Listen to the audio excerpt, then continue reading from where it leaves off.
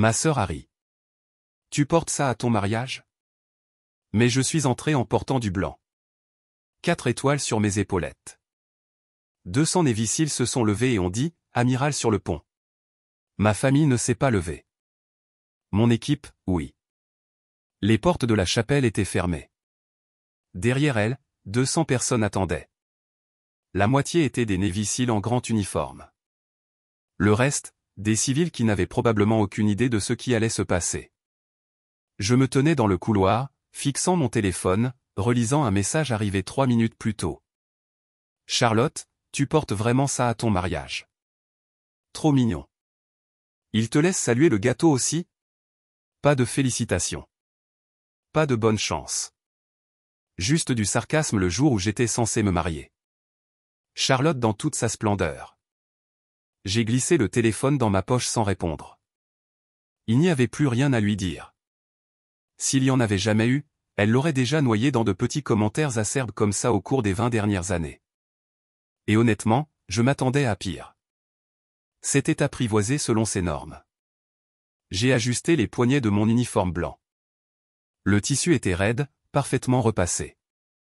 Les 4 étoiles sur mon épaule semblaient plus lourdes que d'habitude, probablement parce que je n'entrais pas dans une salle de stratégie ou une cérémonie de remise de prix. Je descendais l'allée. À ma gauche et à ma droite, se trouvaient 2 hommes qui avaient traversé l'enfer et étaient revenus avec moi, il et Torres. Ce n'étaient pas des garçons d'honneur. Je ne voulais pas de garçons d'honneur. Ils ont juste dit, Madame, nous vous accompagnons. Pas de discussion. Je n'ai pas discuté. Torres avait une jambe artificielle, mais il battait toujours la plupart des gars aux épreuves matinales de conditionnement physique.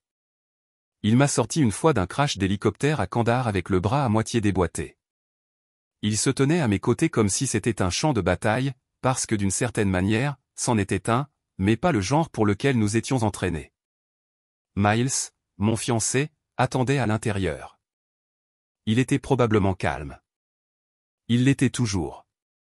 Cet homme pouvait lire des scénarios de catastrophes comme des histoires au coucher et quand même dormir comme une souche. Analyste civil, discret mais plus intelligent que ce que les gens lui accordaient, et il comprenait. Il ne m'a jamais dit de me calmer ou ne m'a demandé si j'envisagerais de porter une simple robe. Il a dit, porte ce qui te semble honnête, alors je l'ai fait. Le mariage était censé être petit. Juste nous, l'aumônier, quelques amis et certains membres de mon équipe. Je n'ai pas envoyé 200 invitations. Ils se sont juste présentés. Pas de réponse s'il vous plaît. Pas de fanfare. Juste des arrivées silencieuses et respectueuses dans des voitures noires et des bottes polies comme des miroirs. L'un d'eux, brick de mon unité du Yémen, m'a fait un signe de tête plus tôt et a dit, vous nous avez fait traverser l'enfer. Nous n'allons pas vous laisser descendre cette allée seule. Je ne pleure pas facilement, mais celle-là a touché une corde sensible. C'est étrange de rester immobile dans un couloir quand on a mené des missions, survécu à des embuscades, volé vers des zones de combat. Cela aurait dû être facile. Juste descendre quelques marches, dire quelques mots, se marier. Pas de tir réel, pas de briefing classifié, juste des vœux.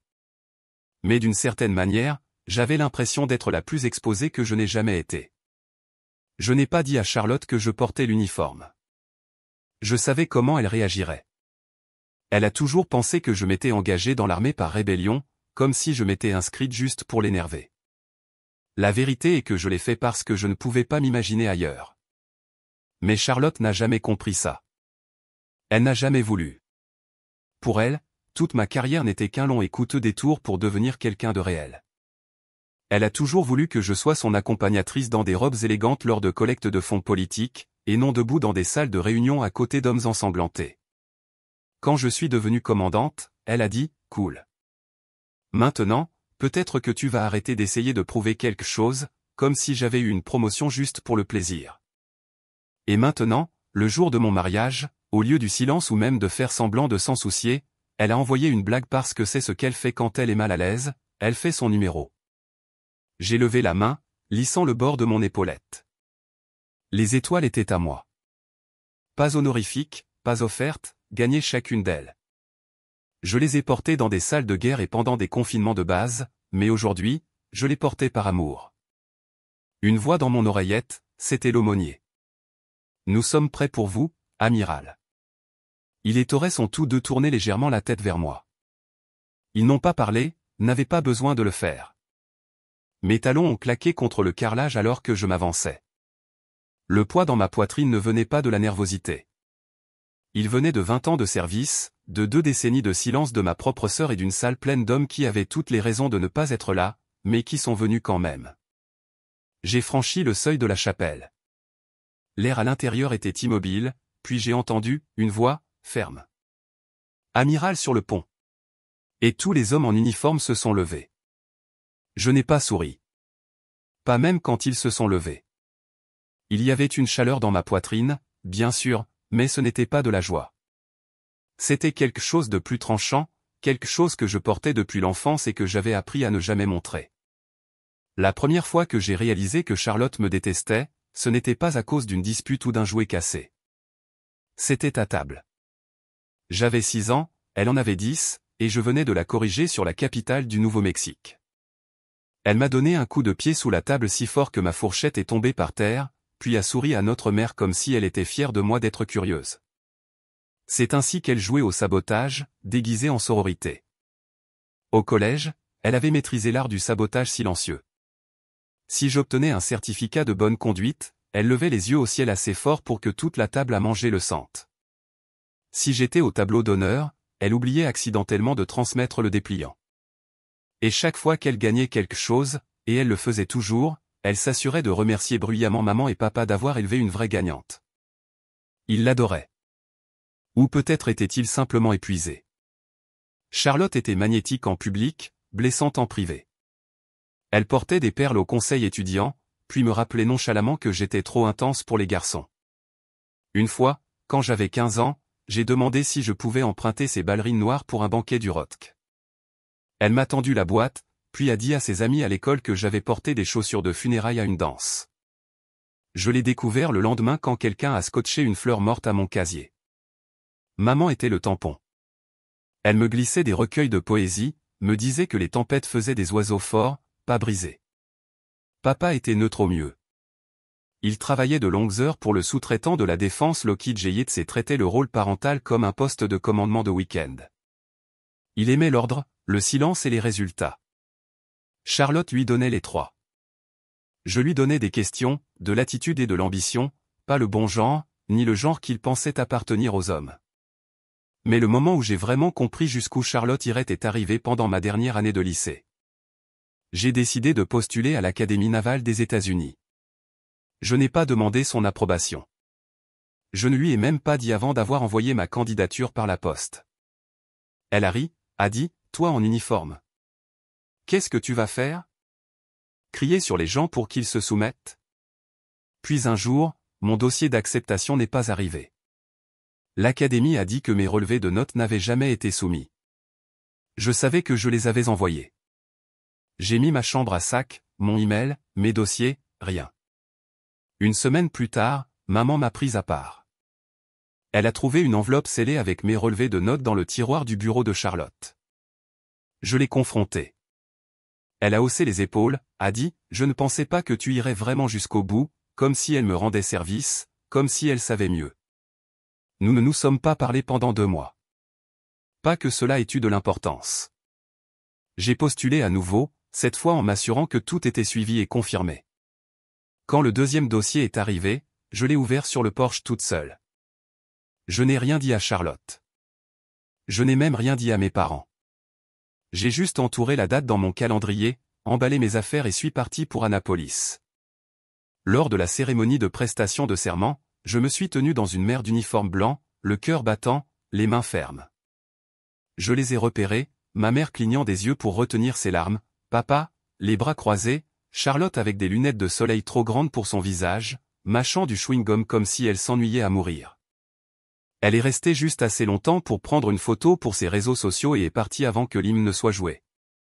Ce soir-là, elle l'a posté avec la légende, « La petite sœur a enfin réussi à aller au camp de costume. » Je n'ai pas répondu. Je n'avais pas besoin de le faire. Quelque chose a changé ce jour-là. La façon dont je la voyais, la façon dont je me voyais moi-même. Elle n'allait jamais m'applaudir. ni en privé, ni en public, jamais. Et une fois que j'ai accepté ça, tout est devenu plus facile. À l'académie, j'ai appris à manger en 5 minutes, à faire briller des bottes avec de la salive et à absorber les insultes sans broncher. Mais rien de tout cela n'a été plus difficile que de grandir dans l'ombre de Charlotte. Cet entraînement a commencé tôt, a duré des années et m'a appris la règle la plus importante. Le respect ne vient pas toujours de la famille. Parfois, il ne vient pas du tout. Ce qui est venu, c'est du cran. Je n'étais pas la meilleure de ma classe, mais j'en étais proche. Je n'ai pas gagné de prix pour mon charme, mais j'ai dirigé en me présentant, en me taisant et en faisant le travail. Charlotte a dit un jour que j'avais la personnalité d'un classeur. Je l'ai pris comme un compliment. Quand j'ai obtenu mon diplôme, ils ont appelé mon nom, et j'ai traversé la scène, uniforme repassé, dos droit. Ma mère a pleuré. Papa a applaudi une fois. Charlotte, elle n'était pas là. J'ai découvert plus tard qu'elle avait répondu à l'invitation à la cérémonie, réservé un vol, puis annulé à la dernière minute parce qu'un poste d'animatrice de télévision s'était ouvert à Dallas. Elle a obtenu le poste. J'ai eu le silence. Je n'attendais pas plus. C'était ça le secret. Baissez vos attentes et vous arrêtez de saigner de blessures prévisibles. J'ai appris ça jeune, appris ça à la table de la cuisine sous des sourires polis et des éloges hypocrites. Je n'ai pas gardé de ressentiment de ces années. J'ai porté quelque chose de plus propre, de plus froid, le genre de détermination que vous gagnez quand vous arrêtez d'essayer d'être la version digne de quelqu'un et commencez à devenir votre propre définition de celle-ci. J'ai plié cette leçon serrée et l'ai glissée dans les coutures de chaque uniforme que j'ai jamais porté. Je ne l'ai jamais appelée après avoir obtenu mon diplôme. Je n'avais pas besoin qu'elle fasse semblant de s'en soucier. J'avais un sac de sport, des ordres pour Fort Oglethorpe en Géorgie, et une photo de ma mère, légèrement froissée dans un coin, glissée entre un paquet de barres granola et une bouteille d'aspirine. C'était suffisant. La première chose qu'ils m'ont apprise sur la base n'était ni tactique ni stratégique. C'était psychologique. Vous êtes soit une présence, soit un problème. J'étais une présence. Calme, ponctuelle, inébranlable. Pourtant, entrer dans ce bureau des opérations lors de ma première affectation m'a donné l'impression d'entrer dans un bar où tout le monde se connaissait et où personne ne voulait un nouveau nom sur le tabouret, surtout pas le mien. Vous êtes perdu, ma chérie? C'est l'accueil que j'ai reçu d'un sergent qui ne s'était pas rasé depuis une semaine. Son badge indiquait d'honneur. Son ton était méprisant. Je n'ai pas bronché. J'ai juste dit, je cherche la personne qui signe les autorisations logistiques. Il s'est avéré que c'était lui. Cela n'a pas aidé. Mon affectation officielle était agent de liaison logistique navale. Officieusement, j'étais la personne qu'ils testaient, qu'ils oubliaient d'inviter au briefing, qu'ils sautaient lors des courses au café, qu'ils ignoraient dans le couloir. Les premières semaines, ce n'était que des regards en coin et des blagues que je ne comprenais pas. C'est ainsi que vous apprenez la structure réelle d'une unité. Le grade sur votre épaule compte moins que la façon dont il vous regarde quand vous entrez dans la pièce. La plupart des gars avaient servi ensemble pendant des années. Leurs blagues étaient codées, leurs histoires répétées et polies. J'étais une intruse avec un presse-papier et une colonne vertébrale qui refusait de se plier. Je n'ai pas demandé de respect. J'ai agi comme si je l'avais déjà.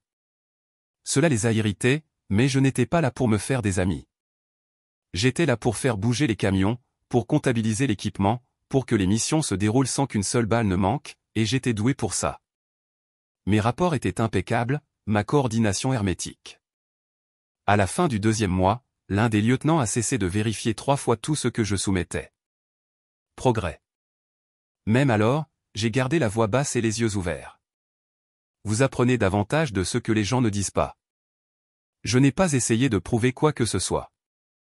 Je me suis juste présenté avant tout le monde, suis resté après et n'ai laissé aucune place aux questions. Je savais ce qu'ils disaient de moi dans mon dos. Quota Icebox, Miss Naval Barbie. Ils pensaient que je craquerais à la fin. Au lieu de cela, j'ai réorganisé tout le dépôt en 3 semaines et réduit les erreurs d'expédition de 40%. Quand le colonel a demandé qui avait fait ça, Danner a essayé de s'en attribuer le mérite. Je l'ai laissé faire. Il savait que tout le monde le savait. Le lendemain, il m'a tendu une tasse de café brûlé et a dit, pas mal, Brennan. C'était la première poignée de main non officielle. Pendant ce temps, Charlotte avait commencé à animer des segments matinaux à Phoenix. Chaque fois que j'allumais la télévision dans le mess, elle était là. Éclairage parfait, cheveux parfaits, voix faussement sincère alors qu'elle lisait les manchettes entre des publicités pour le conditionnement physique et des bulletins météorologiques. Un soir, un gars de mon unité a pointé du doigt l'écran et a dit « Eh, ce n'est pas ta sœur ?» J'ai hoché la tête. Il a souri et a dit, sans vouloir t'offenser, « Mais bon sang, on dirait qu'elle n'a jamais fait une dure journée de travail de sa vie. » Je n'ai rien dit. Je n'avais pas besoin de le faire. Elle avait des projecteurs. J'avais du cran. J'ai travaillé sur cette base pendant 18 mois. Pas de problème disciplinaire. Pas de protocole enfreint. À la fin, il ne faisait pas que me tolérer. Il me demandait mon avis. Je n'étais pas bruyante. J'étais solide.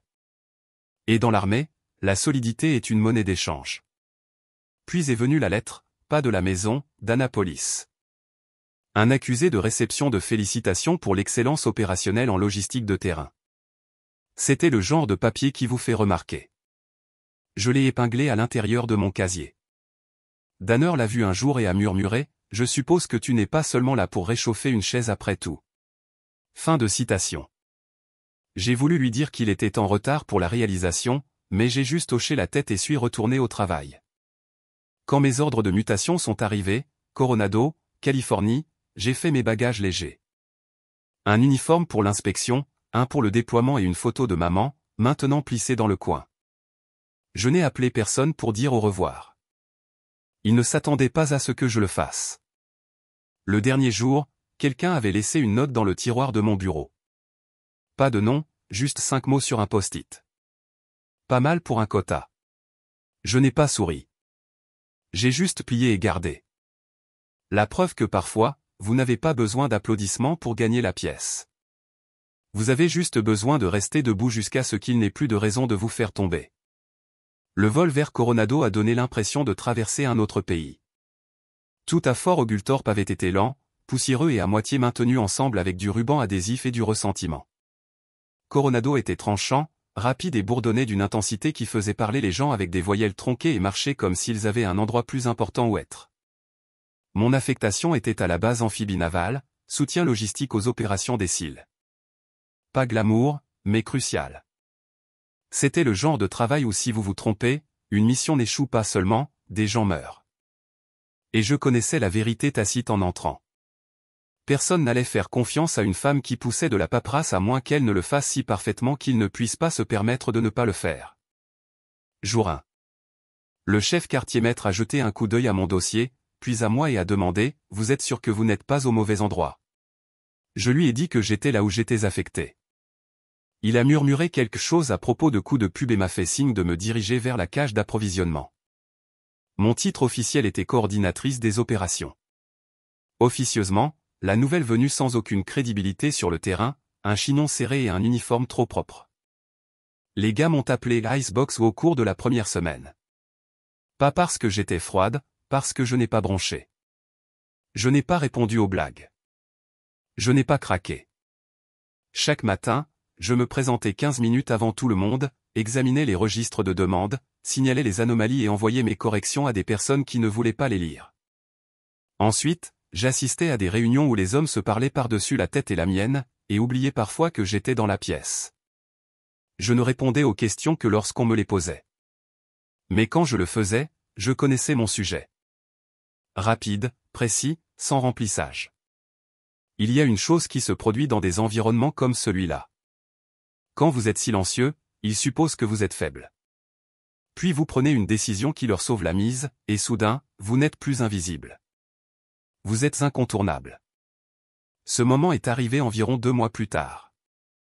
L'une des équipes s'ils se préparaient pour un cycle d'entraînement avant le déploiement, et la logistique de leur chargement était un désastre. Équipement manquant, caisse mal acheminée, fiche d'inventaire périmée. Il aurait fallu une semaine pour démêler tout ça. Je l'ai fait en 36 heures seul, puis j'ai restructuré tout le système de commande pour que cela ne se reproduise plus. Je n'ai pas demandé la permission, je l'ai juste fait. Le lieutenant responsable m'a à peine regardé quand je lui ai remis la nouvelle chaîne, mais 2 jours plus tard, quand rien ne s'est perdu et que chaque boîte est arrivée là où elle était censée être, il a hoché la tête une fois et a dit « Beau travail, Brennan ». C'était la promotion. Pas sur le papier, dans le ton. Mais le respect se loue dans des endroits comme celui-là. Gagnez-le chaque jour. Gagnez-le en silence. Je devais encore prouver que ce n'était pas un coup de chance. Charlotte a envoyé une boîte cadeau au bureau à cette époque, des biscuits, une note avec le logo de sa chaîne, et une petite carte qui disait « Tiens bon, petite sœur. J'espère que ce travail n'est pas trop ennuyeux. » J'ai laissé la boîte dans l'espace commun. Les gars l'ont mangée sans demander d'où elle venait.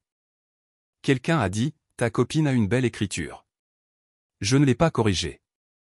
Semaine après semaine, j'ai construit un rythme. Je savais qui comptait 2 fois les munitions, qui sautait les rapports de chaîne de traçabilité, qui falsifiait les initiales de son commandant quand il était en retard. Je n'ai pas dénoncé. J'ai nettoyé leurs bêtises avant qu'elles ne deviennent des problèmes. C'est ainsi que vous gagnez une place dans leur monde. Un matin, lors d'une inspection de l'équipement, un cil nommé Ramos m'a appelé un madame sans sarcasme. J'ai failli le manquer, mais c'est arrivé. Les choses changeaient. Pourtant, chaque victoire avait un coût. J'ai manqué le service commémoratif de ma mère cette année-là. Charlotte a envoyé des photos du rassemblement familial. Tout le monde avait l'air coordonné et trop soigné. J'ai regardé les photos pendant 2 minutes au maximum, puis je les ai jetées à la poubelle. J'avais envoyé des fleurs. Je n'avais pas eu de nouvelles. La base ne se souciait pas de mon chagrin ou de ma sœur ou du fait que je n'avais pas parlé à mon père depuis 6 ans. Cela faisait partie de l'attrait. Honnêtement, l'armée ne demandait pas qui vous étiez quand vous arriviez. Elle attendait de voir qui vous deviendriez sous la pression. Au bout de 6 mois, j'avais un nouveau bureau plus près du commandement, une recommandation de mon lieutenant et un accord tacite de la plupart des gars que je n'allais nulle part. J'avais gagné ma place. Pas bruyamment, pas rapidement, mais entièrement. Puis sont venus les ordres pour une opération conjointe au large des côtes du Yémen. Ce n'était pas censé m'impliquer directement. J'étais dans la logistique, pas sur le terrain. Mais les choses ne se passent pas toujours comme prévu, surtout dans les endroits où tout va vite et où le silence porte le poids le plus lourd. La seule raison pour laquelle j'étais même près de la ligne de vol ce jour-là, c'est parce que le chef des opérations avait oublié de déposer un manifeste secondaire et que plus personne ne faisait confiance à la nouvelle recrue pour la paperasse à part moi. J'ai repéré l'erreur, attrapé mon presse-papier et couru sur le tarmac pour intercepter l'équipe qui chargeait les caisses dans le mauvais avion. C'est alors que l'appel est arrivé. Une équipe de reconnaissance était passée en mode silencieux à l'extérieur d'El Mukalla. Ils étaient 6 opérateurs, un technicien de drone, un soutien minimal. Ce qui était censé être une mission rapide de cartographie du terrain s'était transformé en un cauchemar. Un groupe dissidents de miliciens locaux avait intercepté leur itinéraire. Au moment où le commandement a eu de nouveau un signal, un cil était déjà blessé. Il n'avait pas le temps d'attendre la QRF prévue. Je n'étais même pas censé être dans cette pièce quand le branle-bas de combat a commencé, mais j'étais là, debout derrière un sergent des communications, regardant la carte virer au rouge, écoutant la voix statique d'hommes pour lesquels j'avais emballé du matériel, avec lesquels je m'étais entraîné, pour lesquels j'avais aidé à rédiger des ordonnances de médicaments, maintenant saignant sur une colline au milieu d'un pays où nous n'étions pas officiellement présents. L'officier de service a aboyé pour avoir des noms disponibles. J'ai fait un pas en avant de pouvoir y réfléchir à 2 fois. Il a dit, vous êtes dans la logistique. J'ai dit, je me suis entraîné avec cette équipe. Je connais leur code d'extraction et j'ai réussi mes recherches sur les armes il y a 3 semaines. Il m'a regardé attentivement, puis m'a fait signe d'entrer. C'était aussi rapide que ça. Nous nous sommes équipés, avons chargé et avons décollé en moins de 20 minutes. Le désert la nuit est plus noir que tout ce que vous verrez jamais. Ce n'est pas juste l'obscurité. C'est une sorte de silence qui donne l'impression que le son n'a pas sa place. Nous avons largué rapidement et salement. Pas de lumière, pas de bavardage, juste des bottes qui frappent la terre et de l'adrénaline qui hurle derrière vos côtes. Ils avaient installé un abri de fortune entre 2 camions de ravitaillement abandonnés. 2 hommes étaient cloués au sol, l'un d'eux gravement touché à la jambe, l'autre tirant des coups de semonce pour leur gagner quelques secondes. J'ai rampé les 50 derniers mètres sur le ventre, du sable dans la bouche, du sang dans l'air, des balles qui gémissaient près de mes bottes comme des abeilles en colère. Nous avions 30 secondes pour nous retirer ou nous faire déchiqueter. J'ai atteint le cil blessé, Brison, un gamin d'un accent grave peine 24 ans, je l'ai traîné d'un bras tout en tirant des coups de couverture de l'autre. Mon épaule s'est déboîtée quelque part dans le tas. Peu importe. J'ai serré un garrot autour de sa cuisse et j'ai crié les coordonnées d'évacuation sanitaire à l'équipe de soutien aérien. L'avion d'extraction a plané assez longtemps pour faire vibrer nos crânes. Au moment où nous avons décollé, j'avais 2 blessures causées par des éclats d'obus et une côte fêlée. J'ai refusé la civière, j'ai marché jusqu'à l'arrière, le sang de brison trempant encore mon uniforme. Le pilote m'a regardé et a dit « Madame, vous fuyez ». J'ai hoché la tête, alors j'ai bouché le trou. C'est alors qu'ils ont commencé à m'appeler Iron Wing. Après ça, quelqu'un a dit que c'était parce que je n'avais jamais bronché, même sous le feu. Un autre gars a dit que c'était parce que je suis sorti du ciel comme un ange. Je n'ai jamais demandé de clarification. Les surnoms collent comme les cicatrices, non invités, mais mérités. J'ai passé 6 semaines en convalescence à Norfolk. Ils ont proposé de me retirer de la rotation de service, on dit que j'avais besoin de repos. J'ai dit que je me reposerais quand mon bras fonctionnerait de nouveau. J'ai passé le mois suivant en physiothérapie à forcer chaque grimace, chaque cri de nerfs jusqu'à ce que je puisse soulever une caisse sans briser ma forme. Non pas parce que j'essayais d'être dur, mais parce que l'alternative était de disparaître à nouveau dans le décor. Pendant que j'étais hors rotation, Charlotte est passée à la télévision pour honorer l'armée. Elle portait un blazer bleu marine, a lâché quelques mots à la mode sur le sacrifice, puis s'est lancée dans un monologue sur les voix féminines fortes dans le leadership civil. Elle n'a jamais prononcé mon nom, mais elle a montré une photo de moi d'Annapolis pendant le segment, recadrée de sorte que mon uniforme et mon badge nominatif étaient hors du cadre. Je l'ai regardée depuis la salle de loisirs, portant toujours une manche de compression et sentant faiblement l'antiseptique. J'ai éteint la télévision à mi-chemin. L'un des gars, Ramos, encore une fois, a jeté un coup d'œil et a demandé « Vous la connaissez ?» J'ai dit « Plus maintenant. » C'est comme ça que ça marchait avec Charlotte. Elle pouvait se tenir à côté de vous tout en vous coupant de la photo. Elle n'avait pas besoin de mentir. Elle s'assurait juste que l'histoire corresponde à son objectif. Mais rien de tout cela n'avait d'importance quand je suis retourné dans la baie logistique 2 semaines plus tard et que l'équipe s'est levée sans qu'on le lui dise, juste brièvement, juste assez. Un gars a hoché la tête et a dit « Heureux que vous soyez de retour, Iron Wing ». C'était tout. Le respect dans l'armée ne vient pas dans les discours. Il vient dans le silence, les portes tenues ouvertes sans ordre, le café laissé sur votre bureau sans nom, les yeux qui ne vous regardent plus à travers. Je n'étais pas spécial. J'étais juste stable, celle qui se présentait, celle qui ne manquait pas, celle qui courait vers le feu et en sortait quelqu'un. La prochaine rotation était déjà affichée. Mon nom était sur la liste. Cette fois, personne ne l'a remise en question. Je n'avais pas été aux États-Unis depuis plus de 2 semaines que son nom est réapparu, cette fois dans ma boîte de réception. Objet, collaboration rapide. Proposition de reportage médiatique. Expéditeur, Brand-Review. Je connaissais l'entreprise. La collaboration était sa façon de dire « J'ai déjà présenté votre histoire à un producteur et ils veulent que je l'encadre ». Elle voulait mettre en lumière les femmes dans les rôles de commandement pour une prochaine série documentaire sur la radiodiffusion publique. Rien de grave, rien de trop axé sur la guerre, juste assez de médailles pour avoir l'air inspirante, pas tellement que ça fasse peur aux maires de banlieue. Elle a écrit « Pensée lénine », mais avec du camouflage. J'aimerais m'asseoir et sister sourcer le ton. Je n'ai pas répondu. 2 jours plus tard, le producteur m'a envoyé un email directement, disant que Charlotte parlait avec tellement de passion de ma carrière et qu'il serait honoré de me présenter comme un segment, pas un sujet, pas un invité, un segment, comme si j'étais un morceau de pellicule qu'il pouvait insérer entre les pauses publicitaires. J'ai décliné poliment mais fermement. Je n'étais pas en colère. J'avais déjà vu ce schéma. Charlotte ne voulait pas raconter mon histoire. Elle voulait raconter sa version de mon histoire. Au lycée, elle a un jour soumis une nouvelle à un concours d'écriture à l'échelle de l'État. Elle était intitulée « Ma sœur, une étude de la force tranquille ». Je me souviens l'avoir lue dans le journal de l'école.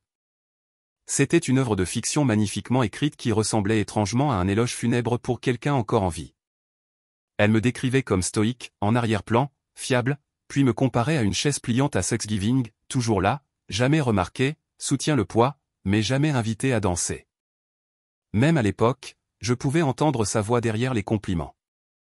Alors, quand elle a posté la bande-annonce de la série documentaire 2 semaines plus tard, je n'ai pas été surprise. Elle avait continué sans moi. Le segment s'est ouvert avec un lent panoramique de femmes saluant, puis a coupé à Charlotte debout dans un studio minimaliste parlant de sa sœur, l'amiral, comme si j'étais une idée abstraite. Elle n'a jamais utilisé mon nom. Elle n'avait pas besoin de le faire.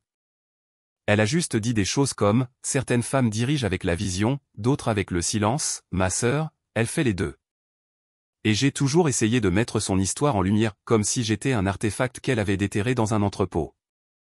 Le pire, ce n'était pas les images.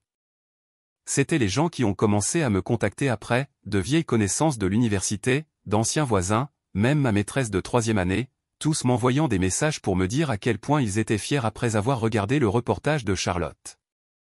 Pas à cause de moi, à cause de la façon dont elle l'avait raconté. Et Charlotte, elle a envoyé un email de suivi, sans objet, juste une phrase, tu vois, on a fait une super équipe. Cette semaine-là, j'étais à Fort Dalton pour superviser un module de formation transitionnelle pour les jeunes officiers entrants. Un des gars de la SEAL Team 5 m'a tiré à part, un grand gars, un fort accent, 3 déploiements à son actif, m'a dit que sa sœur avait un jour essayé de s'attribuer le mérite d'une fondation qu'il avait créée après son retour de Fallujah. J'ai demandé ce qu'il avait fait. Il a dit, rien. J'ai juste continué à construire ce truc. Ça m'est resté. Je n'ai pas répondu à l'email de Charlotte, mais j'ai répondu par l'action. J'ai soumis ma propre proposition interne au commandement de la marine, discrètement, par la voie hiérarchique appropriée, pour une initiative de mentorat destinée aux candidates féminines enrôlées. Rien d'ostentatoire, juste une structure, un accès. 6 semaines plus tard, elle a été approuvée. J'ai commencé à passer tous les jeudis soirs au centre d'apprentissage de la base. Pas de caméra, pas de presse, juste 3 ou 4 femmes à la fois assises en face de quelqu'un qui était passé à la moulinette et qui était toujours debout. Un soir, une jeune caporale nommée Jana a demandé si j'avais des frères et sœurs. J'ai dit, oui. Elle a demandé ce qu'elle faisait. J'ai fait une pause, puis j'ai dit, média ? Elle raconte des histoires pour gagner sa vie. Jana a souri. C'est marrant. Vous en faites un peu aussi. Vous utilisez juste des outils différents. Ce n'était pas censé être profond, mais c'est arrivé. Parce que pendant que Charlotte était sur NPR décrivant mon leadership en demi-phrase poétique, j'enseignais à une dizaine de jeunes comment lire le terrain tactique et tenir un périmètre sans paniquer. Je n'avais pas besoin d'un projecteur. J'avais besoin d'une fichue lampe de poche qui fonctionne, et pour une fois, je l'avais. Et juste au moment où je pensais avoir enfin trouvé un rythme qui avait du sens, les notifications ont commencé à s'allumer sur mon téléphone comme un mauvais présage. Le premier texto disait « Madame, c'est le caporal Briard. Je vérifie juste si cet email est réel. » Il est arrivé à 217. J'étais encore debout, en train de trier les rapports d'admission pour le programme de mentorat. Je n'avais aucune idée de qui était Briard, mais quelque chose dans le moment ne me semblait pas aléatoire. J'ai répondu « Allez-y, transférez-le. » Je vais confirmer. Ce qu'il a envoyé était une pièce jointe PDF. L'objet disait « Note finale, Tyler J. Rowan. » Tyler avait été l'un des nôtres, candidat SEAL, avait passé tous les seuils physiques que nous lui avions imposés, un esprit vif, des instincts encore plus aiguisés, à peine 24 ans. Je n'avais pas vu son nom depuis des mois, pas depuis sa dernière évaluation de performance. Mais le rapport a frappé comme de l'eau froide. Il s'est suicidé à la maison. Aucune note laissée à ses parents, aucune lettre à un ami. Mais dans un dossier de brouillon sécurisé sur son ancien compte email de la base, ils avaient trouvé quelque chose, juste quelques lignes enregistrées mais jamais envoyées. Je sais que l'amiral Brennan ne sait pas qui je suis, mais elle a changé la façon dont je pensais à cet endroit. Quand elle parlait, je ne me sentais pas comme une erreur. Cela comptait. Veuillez lui dire merci. Pas de ponctuation, pas de signature. Je me suis assise complètement immobile. Il n'y avait pas de protocole approprié pour quelque chose comme ça. Vous n'appelez pas leur famille. Vous ne transférez pas le message à l'aumônier. Vous le lisez simplement et le portez. J'ai imprimé une copie, les plié une fois, les glissé dans la poche avant de mon classeur d'uniforme, juste derrière les premiers ordres de déploiement que j'ai jamais signés. Le lendemain matin, je suis entré dans le bureau de commandement et j'ai demandé un examen d'urgence de la structure de conditionnement physique mental des SEAL. On pourrait penser qu'après 20 ans, la marine aurait maîtrisé cette question. Mais ce que nous avions était une liste de contrôles éparpillée et une brochure avec une ligne d'assistance téléphonique à laquelle la moitié de l'unité ne faisait pas confiance. Je ne m'intéressais pas aux brochures de thérapie. Je voulais un contact humain, des vérifications mensuelles, planifiées et appliquées, des entretiens individuels, pas des cases à cocher. La réaction négative de la paperasse a été instantanée, la logistique, la main-d'œuvre, l'évaluation des risques, tout sauf la logique. Mais j'ai continué parce que je ne faisais pas ça pour un système. Je le faisais pour un gamin que je n'avais jamais vraiment connu, mais qui, pendant un instant, avait pensé que je l'avais vu. Et apparemment, d'autres l'ont ressenti aussi. Cette semaine-là, 2 autres notes anonymes se sont retrouvées dans ma boîte de réception. L'une était gribouillée au dos d'un horaire de cafétéria déchiré et numérisé. L'autre était tapée en police courrier, comme si quelqu'un avait peur de joindre son vrai style d'écriture. Les deux disaient la même chose. Merci d'avoir dit ça à voix haute dans cette salle d'entraînement. Nous ne savions pas que quelqu'un nous voyait. Pas de nom, pas de grade, juste des échos. Je ne les ai partagés avec personne, à l'exception du lieutenant Jacques Ben, mon second, et l'une des rares personnes en qui j'avais confiance pour me dire quand j'étais trop poli pour mon propre bien. Il a lu les 2 messages, les a rendus sans un mot, puis a dit « Nous perdons plus à cause du silence qu'à cause du combat. C'est un échec de leadership, pas le vôtre. » Alors, nous avons commencé à construire quelque chose sous le radar. Nous l'avons appelé Opération Maison de Verre, des vérifications hebdomadaires entre pairs.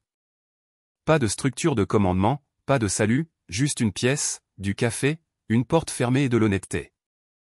Nous l'avons rendu optionnel, puis nous nous sommes assurés discrètement que tous les chefs d'équipe s'étaient inscrits en premier. Au bout de 3 mois, la participation était de 84%. Il n'y avait pas de selfies, pas de tweets, juste des gens qui respiraient plus facilement. Charlotte, pendant ce temps, a publié une vidéo d'elle-même lors d'un panel à San Diego parlant de la résilience émotionnelle des femmes dans le leadership. Avec mon image floue derrière elle sur un diaporama, elle a écrit « Fière d'être apparentée à cet héritage ». Je n'ai même pas bronché cette fois. J'ai commencé à comprendre quelque chose. Les personnes les plus bruyantes n'étaient pas toujours celles qui dirigeaient. Elles tenaient juste le micro. Le vrai leadership, celui qui change les résultats, pas seulement l'optique, se produisait généralement dans des pièces avec un mauvais éclairage et des tasses cabossées, comme celle dans laquelle je suis entré un jeudi soir et où j'ai trouvé le caporal Avalon qui attendait. Elle s'est levée quand je suis entré, a dit « Vous ne vous souvenez probablement pas de moi, mais vous avez crié sur mon escouade l'hiver dernier pour avoir perdu le fil du timing de la formation pendant les exercices de tempête. » J'ai hoché la tête. Ça ressemble à ça. Elle a souri. C'est la première fois que j'ai réalisé que quelqu'un attendait de moi que je réussisse, pas seulement que je survive. Nous nous sommes assises, avons parlé, rien de profond, juste réel, et c'était suffisant. Le classeur avec la note de Tyler est resté dans le tiroir de mon bureau après ça, non ouvert, mais toujours à proximité, pas comme un symbole de perte, mais comme un rappel de la petite chose qu'il faut pour qu'on se souvienne de vous pour vous être présenté. Et quand le mémo du commandement des SEAL a atterri sur mon bureau demandant que je prenne en charge la supervision directe de la SEAL Team 9, la seule chose à laquelle j'ai pensé n'était pas le grade ou la logistique ou même le nouveau rythme des opérations. C'était le fait que j'avais maintenant une place à la table exacte qui avait l'habitude d'ignorer des gens comme Tyler. Et je n'avais pas l'intention de la gaspiller.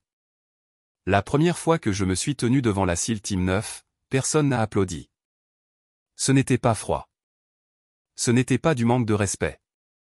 C'était du calcul. Je n'étais pas ce à quoi ils s'attendaient, surtout pas pour le commandement.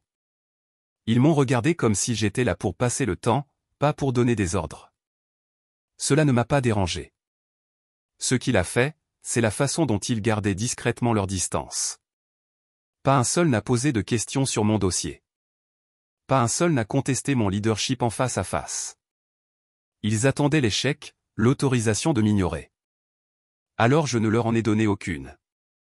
La base de Fort Miramar n'était pas grand-chose, juste un complexe d'entraînement converti avec du matériel qui sentait encore 2009. Le premier ordre que j'ai donné n'était pas stratégique. Il était structurel.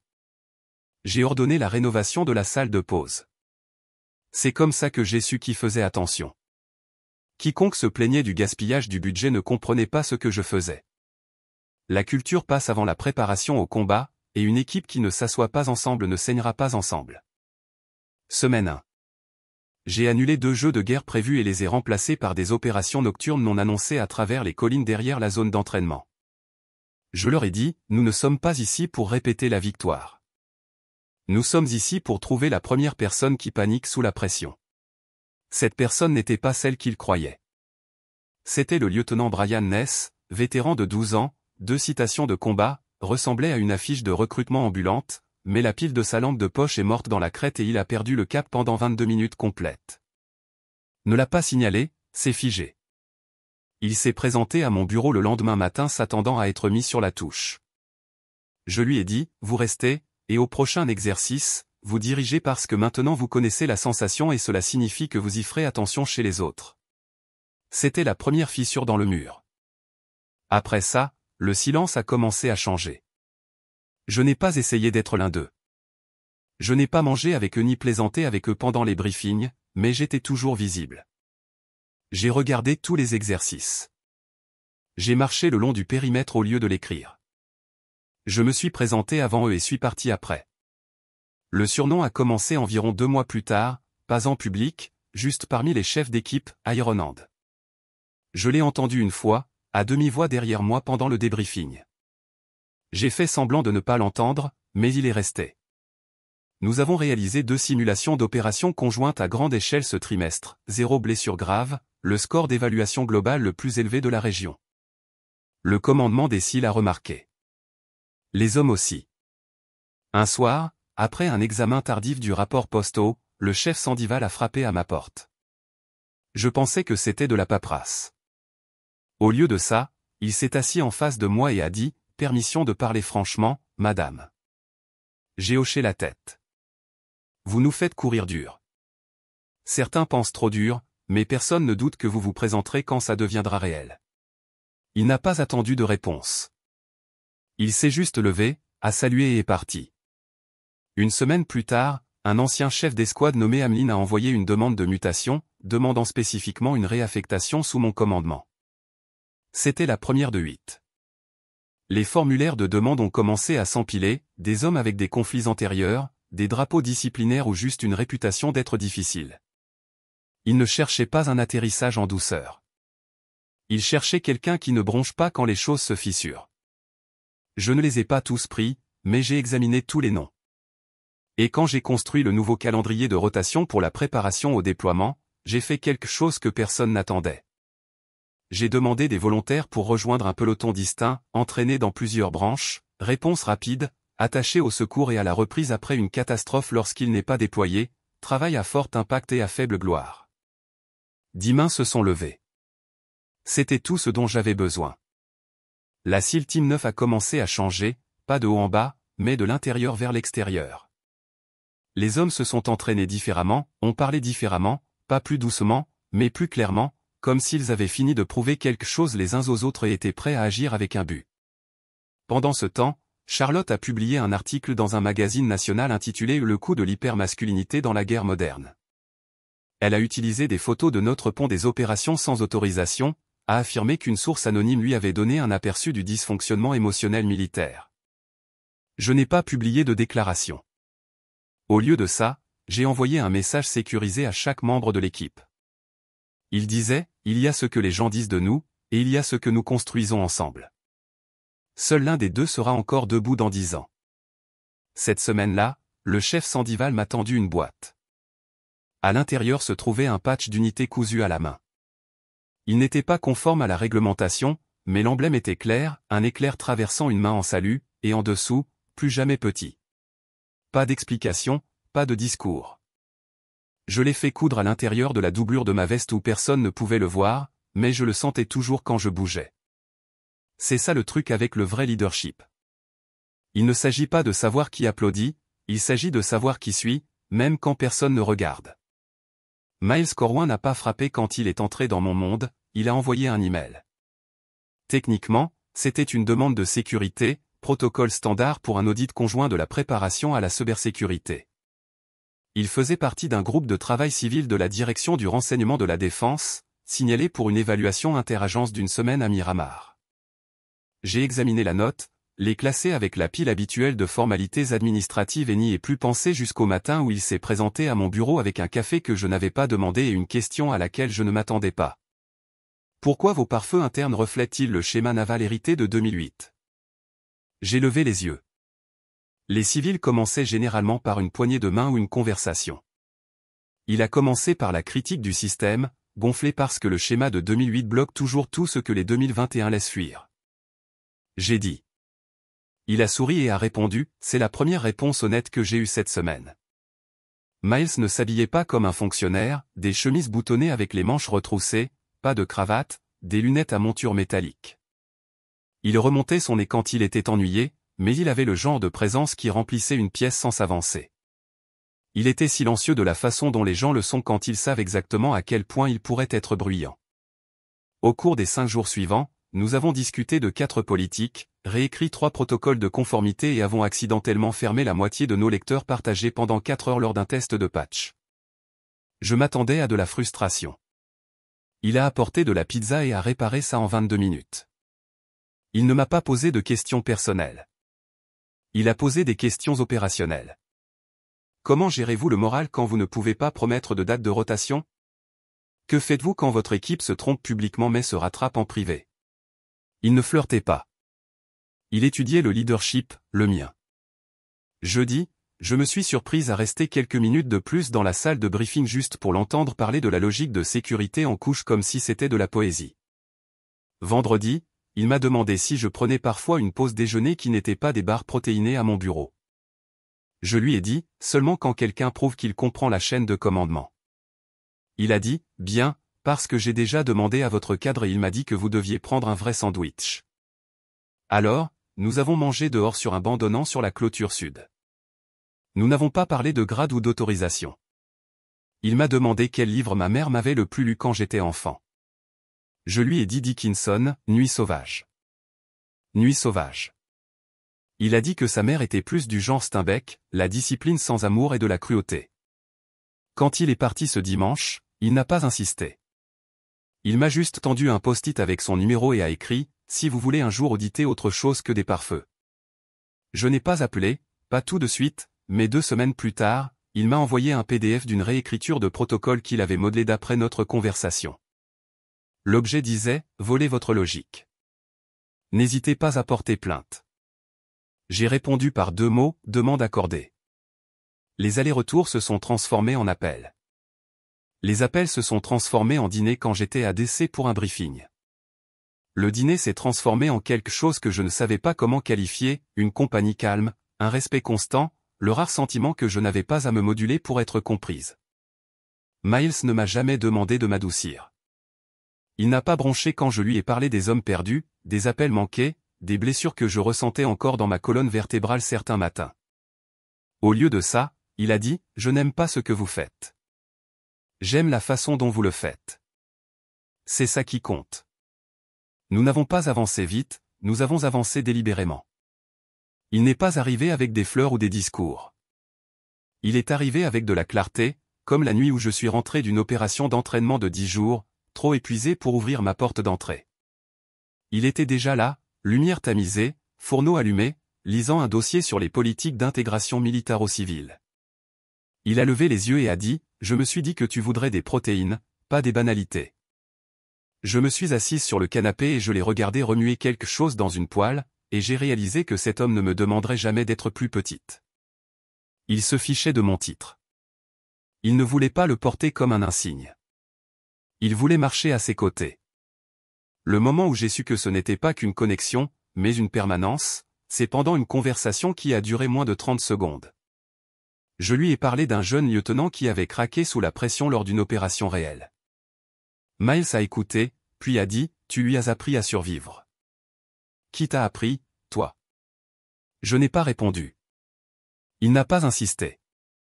Au lieu de cela, il a dit, « Si jamais tu veux arrêter d'être celle qui tient toujours la ligne, je suis là, non pas pour te sauver, mais juste pour tenir l'autre côté. » Pas de déclaration, pas de drame, juste une présence. C'est cette nuit-là que je l'ai regardé et que j'ai dit, si jamais tu me demandes en mariage, fais-le comme ça, calmement, fermement, sans feu d'artifice. Fin de citation. Il a souri, s'est penché en arrière et a dit, bien, parce que j'avais déjà exclu les avions publicitaires. Il n'y a pas eu un seul moment où Miles m'a conquise. Il n'en avait pas besoin. Il est juste resté quand la plupart des gens ont cligné des yeux. Il a écouté quand les autres jouaient un rôle. Et plus que tout, il savait quelque chose que personne d'autre n'avait jamais dit à voix haute, je n'étais pas difficile à aimer. J'étais difficile à feindre avec. Et cela signifiait qu'il n'essayait pas. Le colis est arrivé un mardi. Pas d'adresse de retour, pas de carte, juste un uniforme de cérémonie blanc ivoire soigneusement plié, repassé à plat et encore chaud de la vapeur du pressing. Mon nom était cousu au-dessus de la poche. Un signe de grade poli jusqu'à briller. Chaussures emballées séparément. À l'intérieur de la doublure du manteau, quelqu'un avait glissé une note. Tu t'es battu pour tout le monde. Maintenant, laisse-nous nous battre avec toi. Ce n'était pas de Miles, il avait déjà fait sa demande. Calme, simple, sans s'agenouiller. Juste 2 tasses à café et une question dans la cuisine, qu'est-ce que tu penses de l'idée de faire officiellement notre vie ensemble? J'ai dit oui sans ciller. Nous avions prévu quelque chose de petit, un palais de justice local, 2 douzaines d'invités, un déjeuner léger ensuite, pas de spectacle, pas d'émotion mise en scène, juste les gens qui comptaient. Mais Charlotte a appelé. Elle a commencé par des amabilités, a posé des questions sur les détails du lieu, les dates, si j'avais choisi un fleuriste. Puis est venue la phrase, je sais que tu vas probablement faire ce truc d'uniforme stoïque. Je l'ai coupé.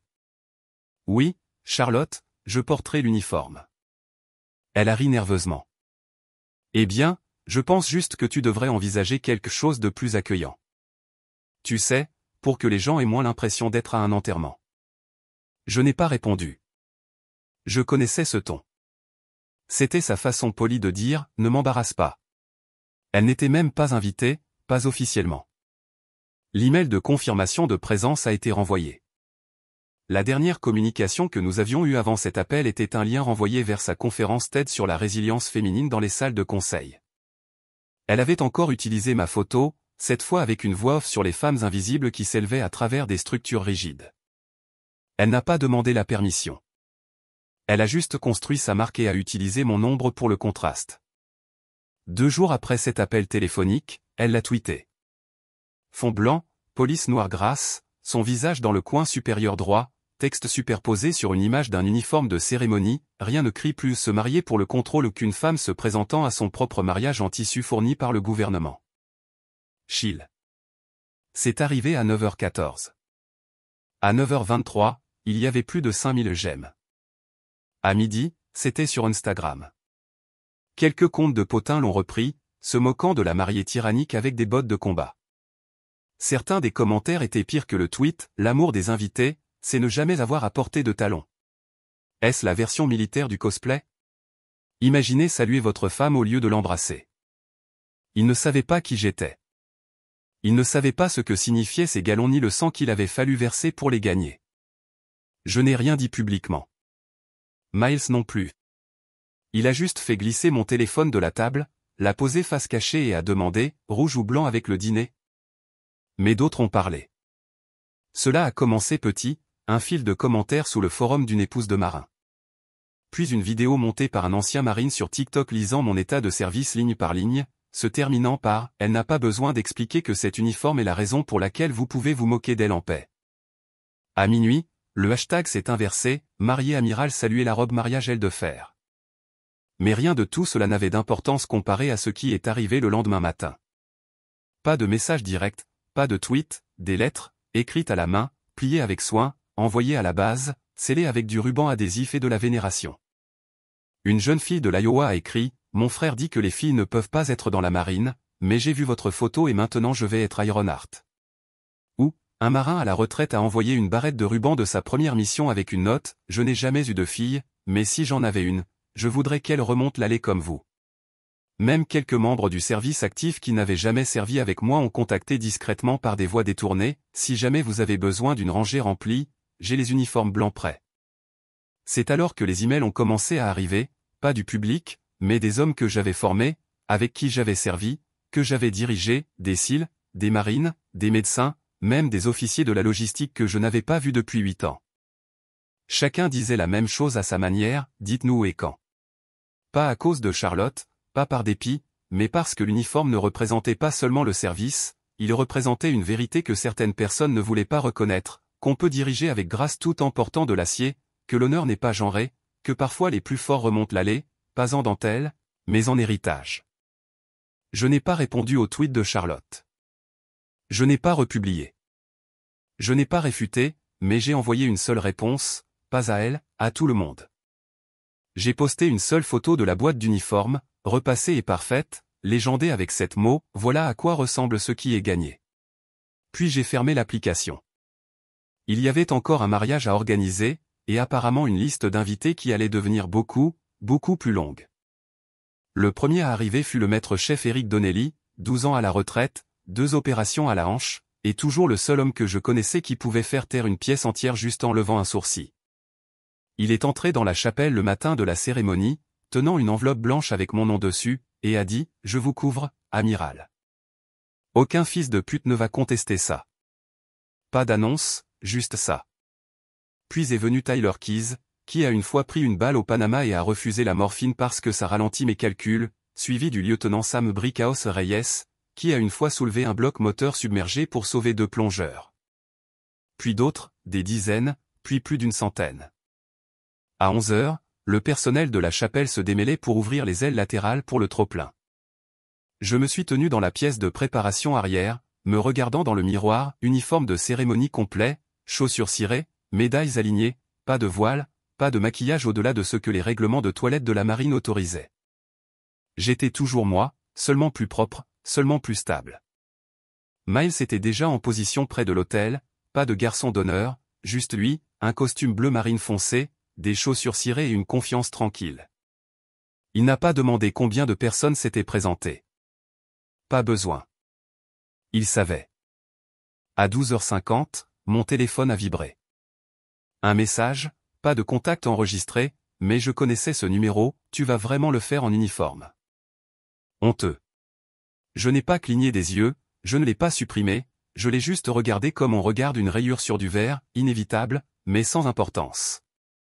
Puis j'ai retourné le téléphone et l'ai glissé dans la poche intérieure de mon uniforme. 2 hommes se tenaient à côté de moi, le chef principal Gavin Ford et le second maître Liam Tra, qui ont tous deux rampé à travers une structure en feu pour me sortir après qu'une opération de renseignement à Djibouti ait mal tourné. Je leur devais ma colonne vertébrale, littéralement. Ford a dit, vous voulez toujours qu'on vous flanque? J'ai dit, je n'en ai pas besoin. Tra a souri.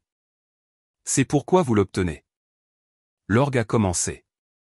La porte de la chapelle est restée fermée quelques secondes de plus alors que la congrégation se levait.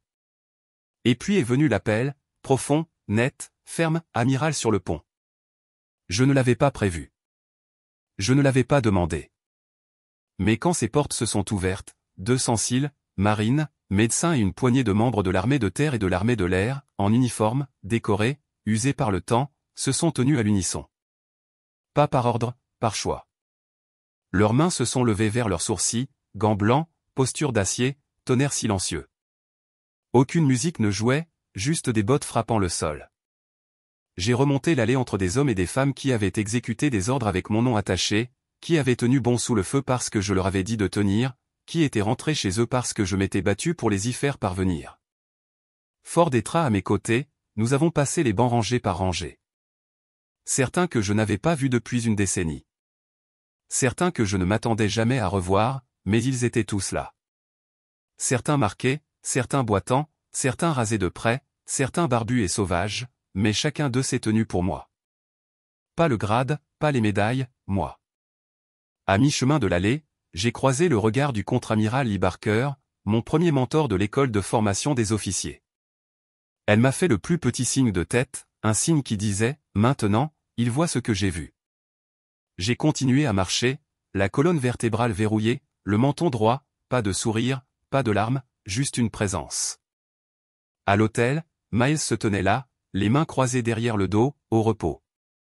Pas de sourire, pas de nerfs, juste une compréhension absolue.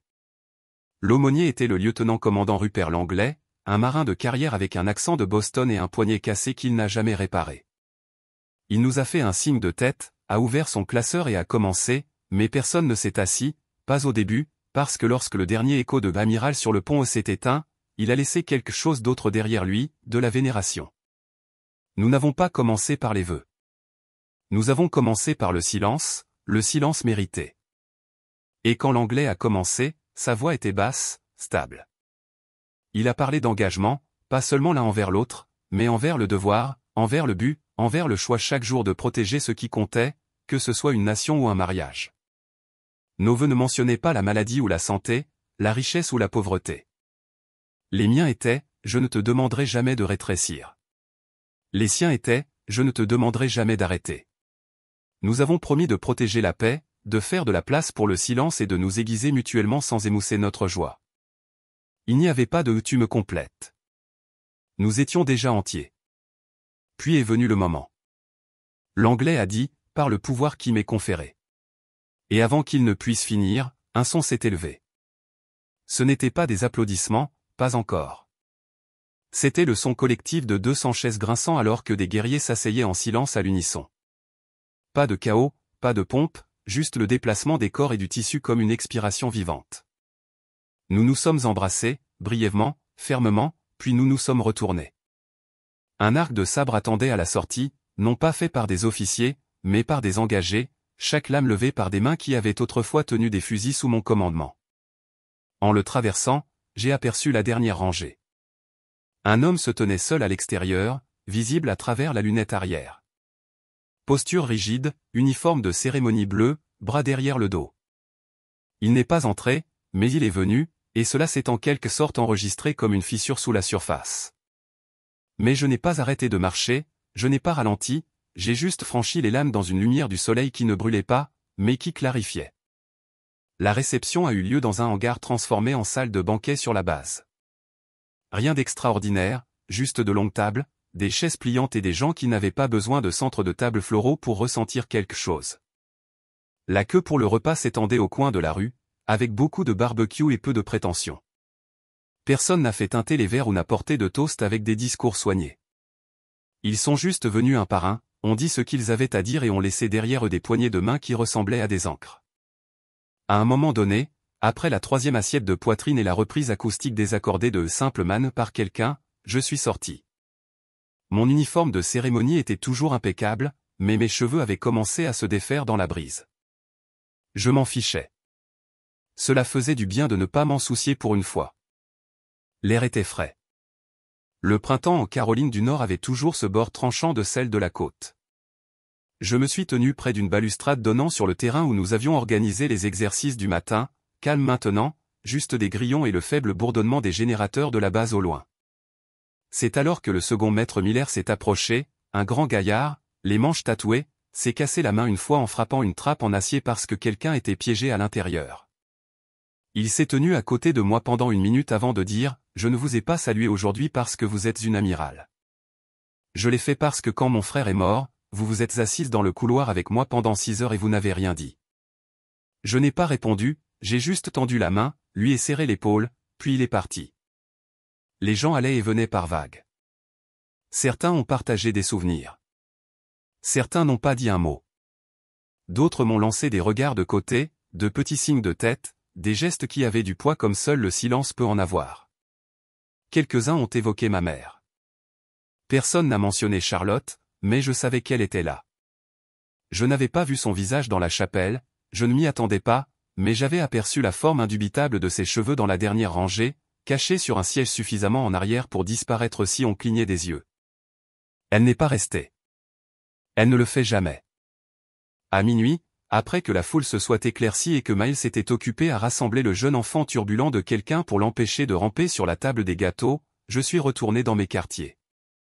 J'ai enlevé mon uniforme une couche à la fois, chaque métal et bouton atterrissant sur le bureau comme une ponctuation silencieuse. Puis j'ai vérifié mon téléphone. Pas de nouveau message de mon père, mais un email était arrivé. Pas d'objet, pas de signature, juste un champ de texte blanc uni.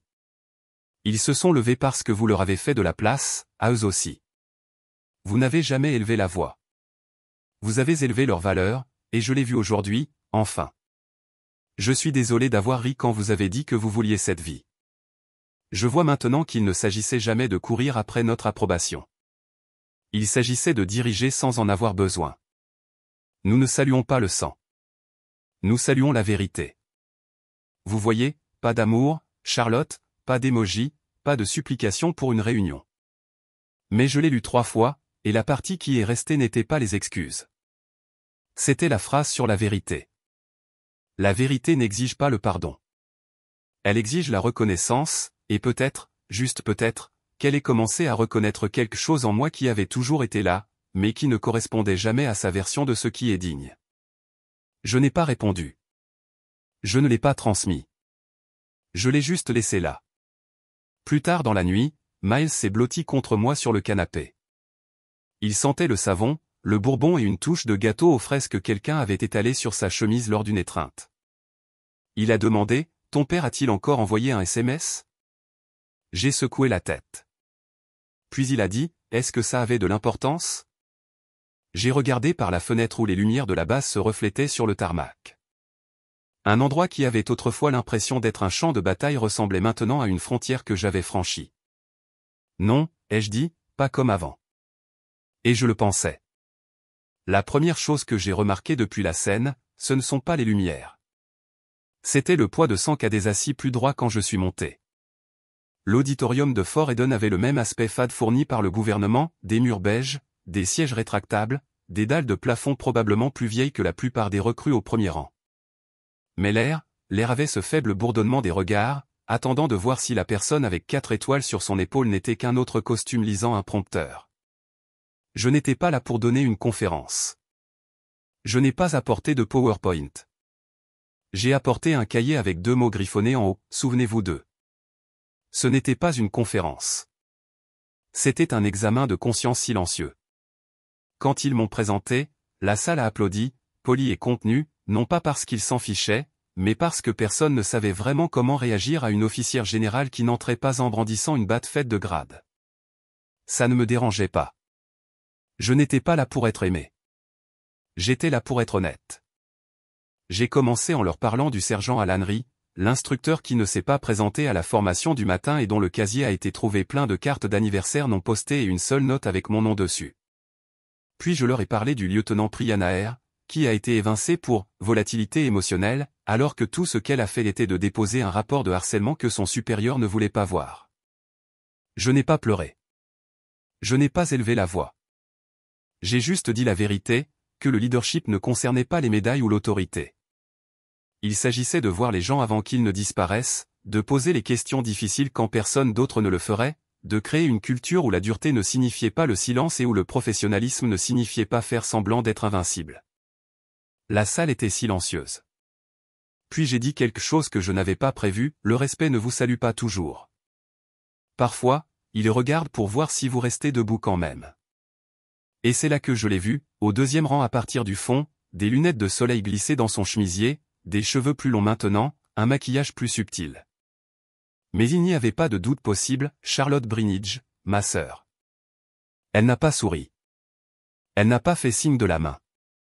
Elle a juste regardé droit devant elle comme tout le monde, les mains croisées sur ses genoux. Je ne sais même pas depuis combien de temps elle était là.